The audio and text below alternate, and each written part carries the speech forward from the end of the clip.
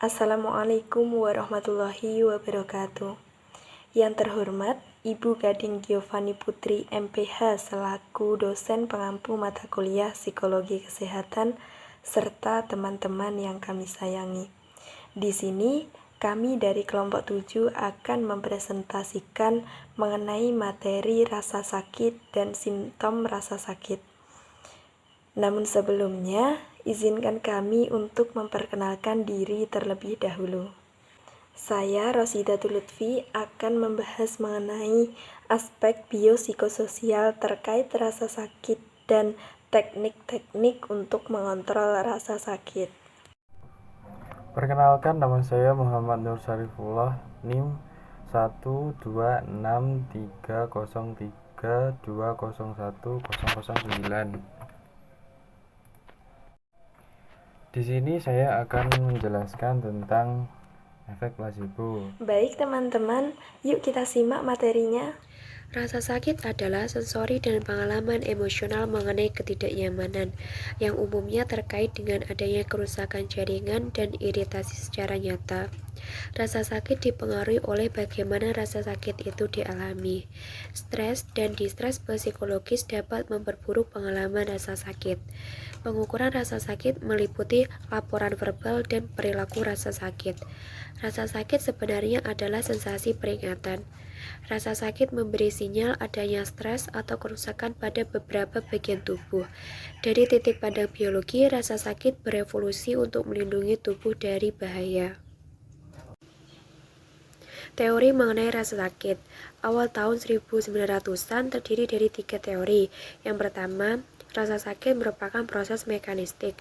Yang kedua, perspektif specificity teori.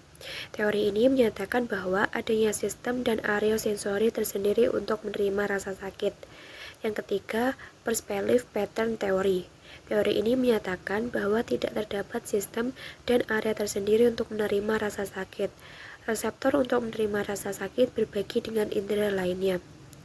Tahun 1960-an, terdapat satu teori, yakni The Gate Control Theory of Pain. Teori ini menjelaskan bahwa rasa sakit merupakan integrasi antara mekanisme fisiologis dan psikologis pengalaman individu terhadap rasa sakit. Baik, selanjutnya yaitu aspek biopsikososial terkait rasa sakit. Biopsikososial adalah metode interaksi biologi, psikologis, dan faktor sosial dalam mengobati penyakit dan meningkatkan kesehatan menjadi lebih baik. Pendekatan biopsikososial merupakan pergeseran dari model atau konsep biomedis yang cenderung hanya menekankan pada perspektif biologis dan medis dalam mengkaji kondisi sehat maupun sakit yang dialami oleh individu.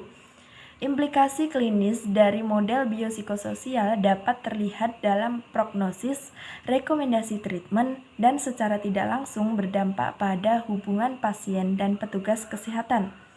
Pendekatan model biopsikososial ini melibatkan faktor biologis, psikologis, dan sosial dalam memahami penyakit dan sakitnya seseorang.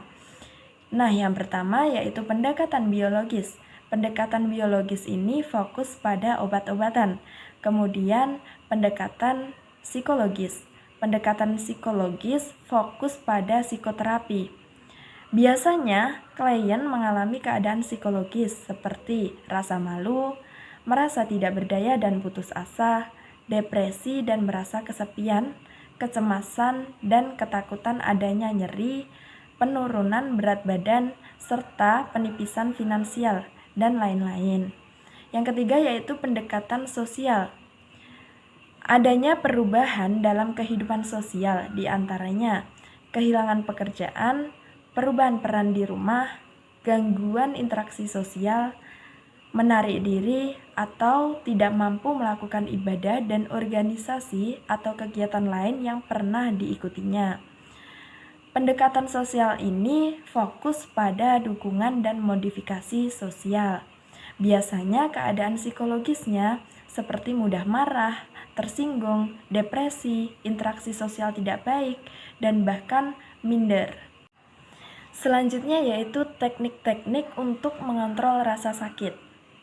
Nah, teknik yang pertama yaitu menggunakan obat penghilang rasa sakit. Ini kita biasanya sering begini, menghilangkan rasa sakit dengan membeli obat gitu ya. Namun, kita harus membicarakan dulu dengan dokter sebelum menggunakan obat penghilang rasa sakit. Mempertimbangkan obat penghilang rasa sakit yang dibeli tanpa resep. Kemudian menanyakan kepada dokter tentang resep obat penghilang sakit. Kemudian menanyakan tentang injeksi titik pemicu. Setelah itu, minum obat yang sudah diresepkan oleh dokter. Kemudian yang kedua yaitu menggunakan pendekatan alternatif untuk meredakan rasa sakit. Kita bisa mencari informasi mengenai pengobatan alternatif, mempertimbangkan akupuntur misalnya, mempertimbangkan metode stimulasi terkait, mencoba terapi pijat, mempertimbangkan terapi fisik atau okupasional, kemudian bisa mempertimbangkan perawatan penyesuaian chiropraktik, mempertimbangkan terapi perilaku kognitif atau biasanya kita sebut dengan CBT, kemudian bisa mempertimbangkan latihan biofeedback, mempertimbangkan hipnosis, kemudian yang terakhir yaitu bisa mencoba dengan meditasi. Yang ketiga yaitu mengatasi rasa sakit dengan perubahan-perubahan kecil. Kita bisa menggunakan sesuatu yang dapat merasa diri kita lebih baik. Mengecek suhu lingkungan, pergi ke suatu tempat yang sepi, tenang, dan damai, menggunakan pakaian yang nyaman, menggunakan teknik pernafasan untuk mengontrol rasa sakit. Kita juga bisa menggunakan pengalihan perhatian sebagai salah satu cara untuk mengurangi rasa sakit. Meringankan rasa sakit mendadak dengan mengalihkan perhatian, memainkan suatu games. Dengan kita bermain games, kita akan merasa lebih rileks. Nah, itu juga bisa mengatasi rasa sakit. Kemudian kita bisa menggunakan imajinasi untuk membantu menghilangkan atau melawan rasa sakit. Atau mungkin kita bisa mendengarkan musik supaya kita bisa lebih rileks. Kemudian bisa bersosialisasi, berkumpul dengan teman-teman. Yang keempat yaitu membuat beberapa penyesuaian dalam gaya hidup. Kita bisa mempertimbangkan tempat kerja atau ruang kerja atau ruang duduk di rumah. Mempertimbangkan untuk menurunkan berat badan guna mengurangi rasa sakit. Kemudian mengatasi penyebab rasa stres. Yang kelima yaitu melakukan kegiatan fisik. Mengistirahatkan bagian tubuh yang cedera atau terluka. Kemudian mengetahui kapan harus melakukan aktivitas fisik. Kemudian melakukan peregangan sebelum olahraga. Itu juga sangat penting karena jika tidak melakukan peregangan kita bisa cedera. Kemudian yaitu mempertimbangkan tai chi atau yoga. Yang nomor 6, menerima rasa sakit yang berkelanjutan. Fokuslah pada usaha mengatasi rasa sakit kronis yang berkelanjutan. Kemudian menulis jurnal atau buku harian.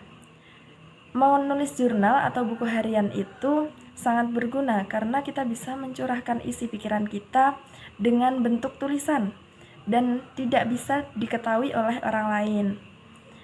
Kemudian yaitu memperlakukan diri sendiri dengan lembut. Yang ketujuh, memahami rasa sakit kita. Memahami apa yang menyebabkan rasa sakit di tubuh. Membedakan antara rasa sakit akut dan kronis. Kemudian memahami bagaimana kita dapat memanipulasi respons tubuh terhadap rasa sakit. Kemudian memperhatikan bahwa baik rasa sakit fisik maupun emosional itu adalah nyata. Selanjutnya yaitu mengidentifikasi sumber rasa sakit. Kemudian kita bisa mempelajari cara mendeskripsikan rasa sakit tersebut. Gitu, terima kasih. Yang pertama adalah placebo. Placebo atau juga yang sering disebut sebagai obat kosong karena obat placebo tidak mengandung zat aktif yang dimaksudkan untuk meningkatkan atau memperbaiki kesehatan.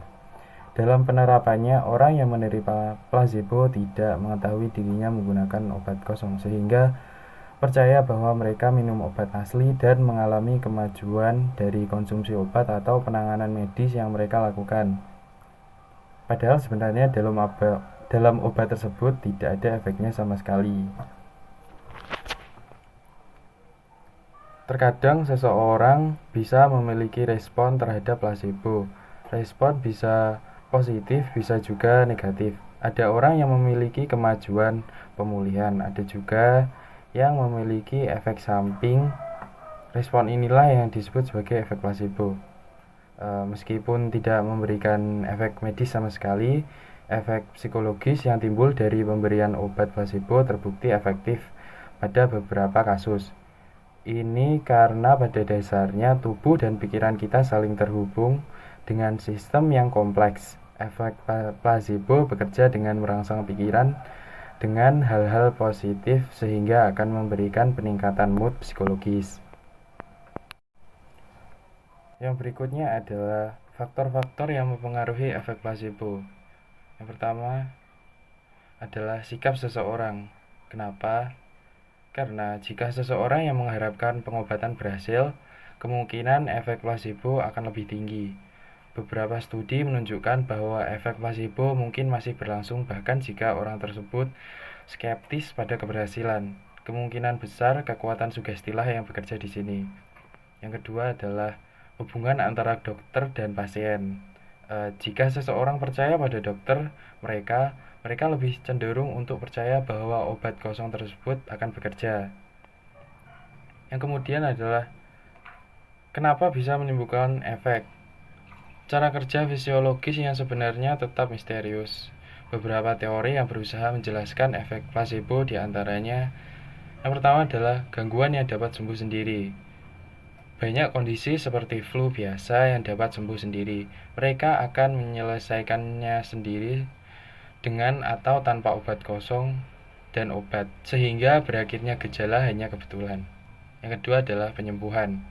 Gejala yang berupa gangguan seperti multiple sclerosis dan lupus dapat mengalami kemajuan secara bertahap. Penyembuhan selama penggunaan obat kosong mungkin hanya kebetulan dan itu terjadi bukan karena placebo sama sekali. Yang ketiga adalah perubahan perilaku. Obat kosong dapat meningkatkan motivasi seseorang untuk merawat diri sendiri lebih baik. Perbaikan diet, olahraga teratur, atau istirahat mungkin adalah penyebab pengurangan gejala mereka. Yang keempat, perubahan persepsi. Interpretasi seseorang pada gejala mereka dapat berubah dengan harapan merasa lebih baik. Misalnya, rasa sakit yang menusuk dapat ditafsirkan sebagai perasaan kesemutan yang tidak nyaman. Yang kelima adalah pengurangan kecemasan. Minum obat kosong dan berharap untuk merasa lebih baik dapat meningkatkan sistem saraf otonom dan mengurangi tingkat kimia stres seperti adrenalin. Kemudian adalah manajemen rasa sakit kronis. Individu dengan penyakit kronis membutuhkan pemecahan masalah yang spesifik terkait dengan penyakit dan perubahan yang dialami, dengan tujuan untuk pemulihan dan kelangsungan hidup jangka panjang. Kendati demikian, tidak jarang hal tersebut menimbulkan masalah-masalah yang lebih besar bagi individu dengan penyakit kronis, sehingga dibutuhkan adanya co-manajemen dengan tujuan pemulihan dan kelangsungan hidup jangka panjang. Masalah-masalah terkait fisik hingga penyakit kronis lebih menekankan pada adanya program rehabilitasi secara komprehensif. Penyakit kronis berdampak atau mengubah kondisi fisik individu, sehingga berujung pada perubahan bahkan masalah-masalah terkait aktivitas seperti pekerjaan atau yang lain. Demikian materi yang dapat kami sampaikan. Jika ada kesalahan kata, kami mohon maaf. Dan terima kasih sudah menonton video ini dari awal hingga akhir. Semoga videonya bermanfaat untuk kalian dan untuk kami khususnya. Akhir kata, billahi taufiq wal hidayah, wa ridho wal inayah, wa afu minkum. Wassalamualaikum warahmatullahi wabarakatuh.